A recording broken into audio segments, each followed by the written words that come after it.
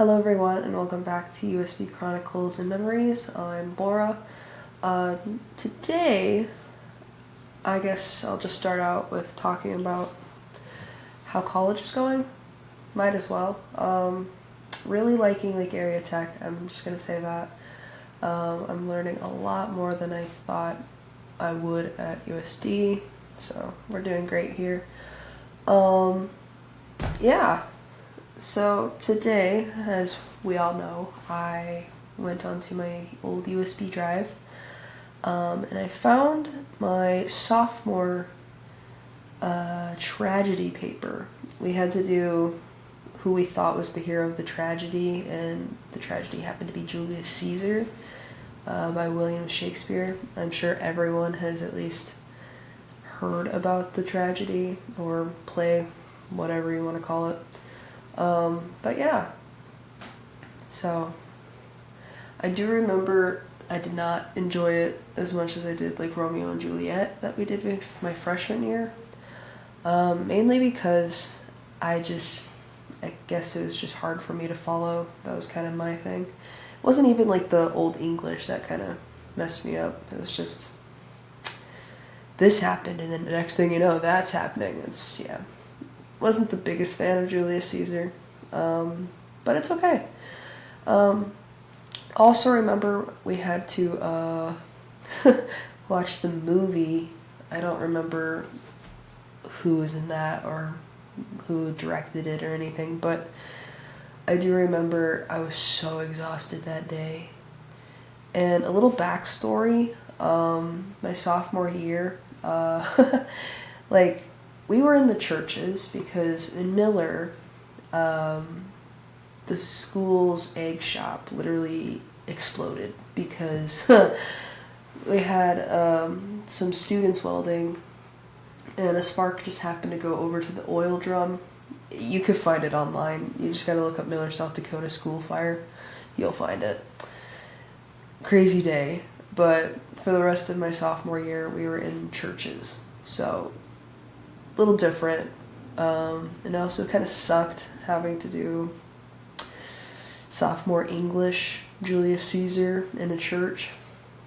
Not great, but it's okay.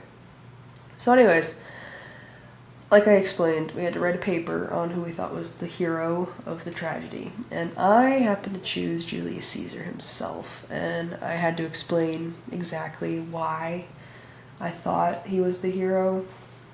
And of course, hero in poetry or literature just means something kind of different, like, but it's not like, oh, it's a superhero. No, it's just, I can't remember. I'm just here, man, at this point. So anyways, I emailed myself the essay, so here we go. In the tragedy of Julius Caesar, written by William Shakespeare, there were many candidates that could have been the hero.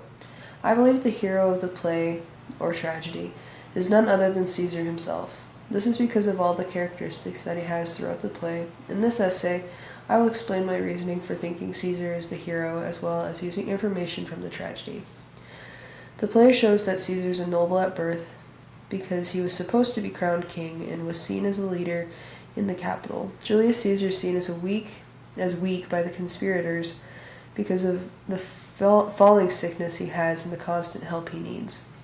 So falling sickness, I think it's like narcolepsy, where he just randomly just pass out. I think it's narcolepsy, but don't quote me on that.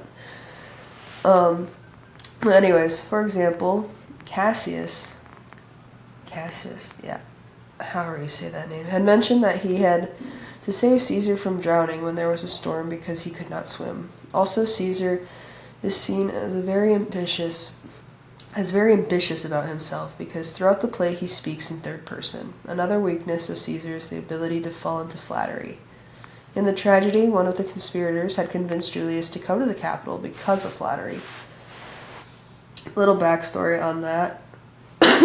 If you have been in the tragedy or read the tragedy,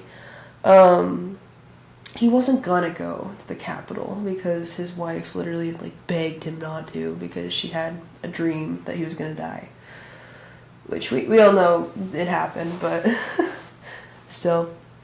As the reader knows, Julius Caesar is betrayed and killed by the conspirators on the Ides of March by being stabbed multiple times. Caesar's death had a giant effect on Rome's government by causing an imbalance of power between the leaders. Octavius and Antony rise to power, and the conspirators are forced to run away to Greece.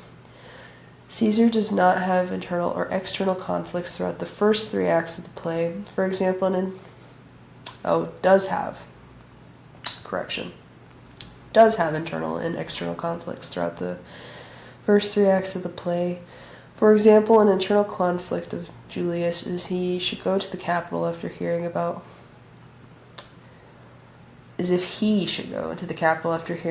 Calpurnia's dream and the augur's readings after a sacrifice.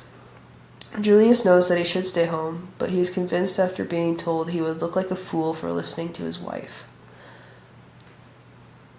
Seems pretty normal back then. Anyways, the external conflict Caesar deals with is the betrayal of his friends. Instead of supporting Caesar for his position and power, all the conspirators except Brutus had killed Caesar out of jealousy. Brutus had stabbed Caesar because he had seen Caesar as a threat to the people of Rome.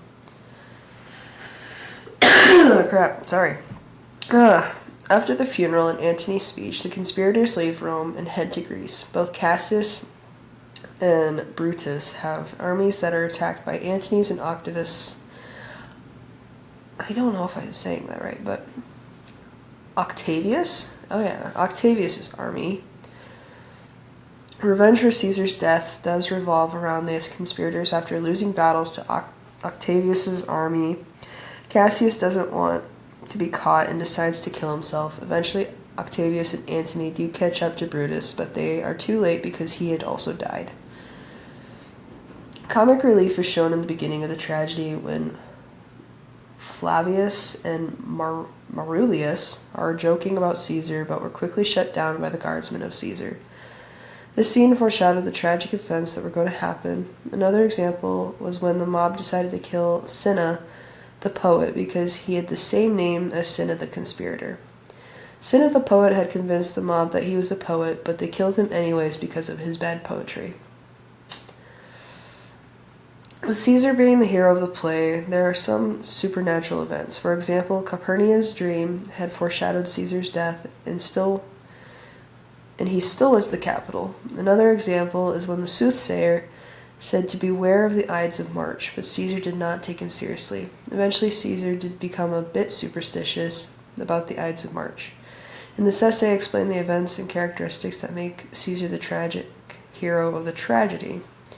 I explained his weakness, the effects of his death, his conflicts, how revenge revolves, some comic relief, and some supernatural events in the story. Caesar had some fallbacks, but his experiences and characteristics prove that he is the hero. Honestly, I think I might have wrote that essay in a rush. Mainly because, I did not like that tragedy at all. So I could see myself kind of hating it and then just kind of throwing stuff together. I could see that happening.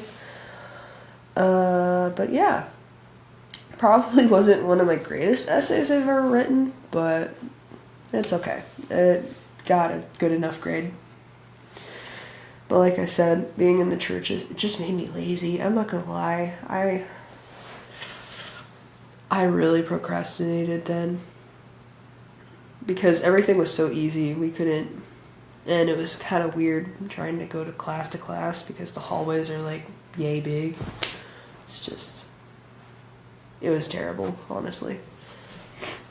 The only thing I really liked about it, though, was the fact I did not have to play band for like a month and a half because, little backstory, with the explosion, like, the ventilation system sucked up the smoke, and the smoke, had oil in it, so it was just gonna stick to everything, and it did. I'm surprised they didn't have to, like, tear down the whole school, but they were able to clean it and everything in it, so that was a good thing. But yeah, so that was Julius Caesar and exactly why he's the tragic hero of Julius Caesar. Anyways, I think that'll be it for today. Be careful who you make friends with because you never know if they'll be stabbing you. Little information for Caesar, if he was still alive. Anyways, bye!